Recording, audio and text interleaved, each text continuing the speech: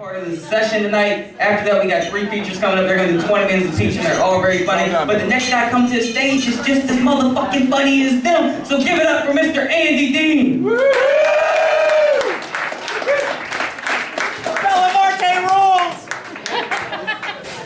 I was sitting here the whole time everybody else was talking or doing comedy or whatever, trying to figure out this guy, because I'm like, God really gave me a lot of shit. And I was like, I should really come back at him, but he's like this giant black guy. And you know, he's got the one personality up here, but I don't know what he's like out there.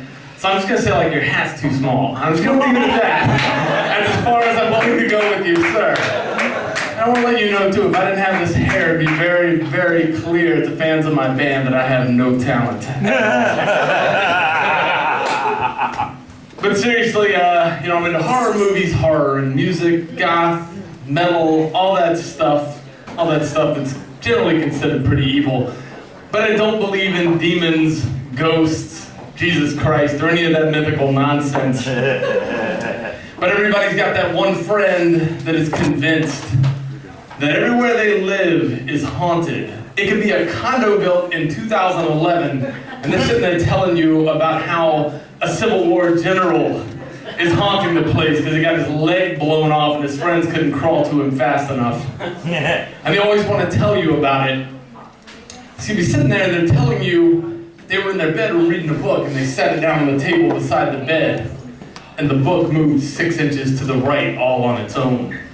Or they came back into the room and all of the drawers on all of the dressers were wide open.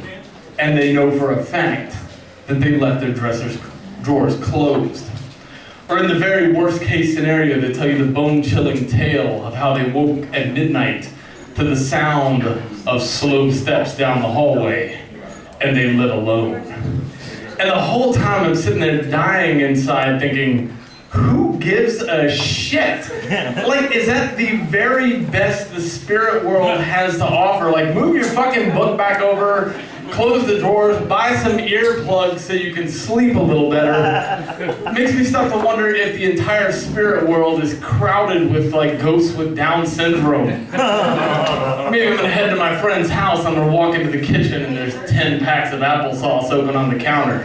And nobody in the house likes applesauce. We'll be sitting in the living room having tea, as white people will do, even the weird looking ones. And all of a sudden, a disembodied neon helmet will float across the room. And speaking of, what would up syndrome be? Would your eyes be too close together, but you're like crazy fucking brilliant? Let's talk about Walmart a little bit. Christmas is over. Hopefully everybody had at least one fight there this year. If you've ever been to Walmart with a friend and you get through the front of the line first, there's really nothing to do at the front of the Walmart while you're waiting on somebody. There's that board with all the missing kids, and there's always a morbidly obese man in one of those little scooters trying to scratch somewhere on his back because he doesn't have a shirt on and the hair itches. Inevitably, I find myself studying this board. And there's always that one kid, and this kid's head is twice the size of a normal kid. They are covered in world-ending acne, and they've got a third nostril. And now keep in mind, these are private thoughts. These are things I don't normally bring out into the public, but I consider you people all friends, so I'm willing to talk about it tonight. And I'm thinking like, okay, who would fuck that kid? And so I keep studying the board and things are getting darker. And I'm like, I hope he gets through the line before my brain takes us any further. Doesn't happen. And eventually, thinking, well, if I had to kidnap and rape a kid, which kid would I pick? That's right. That's why they put me on late. I actually knew this was coming. And I'm always like, I think I would take the blonde. It's an 8-year-old with the body of a 6-year-old. And that's all I got. Good night.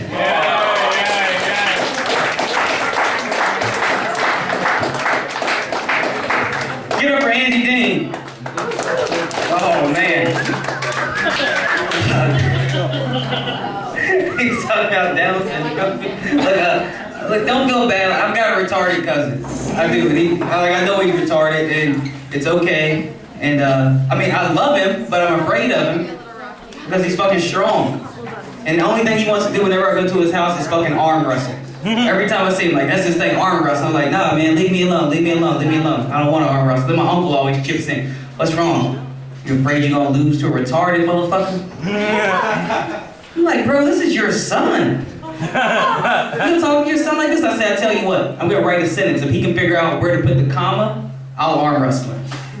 So I wrote the sentence, and the motherfucker got cocky. So where you put the comma, he said, oh, really? You just gonna put it at the front of the sentence before the first word? Get the fuck out of here. I'm not wrestling your retarded ass. Are you ready for your next comic? Oh, God, that's pitiful. Are you guys ready for your next comic? Say, oh, yeah.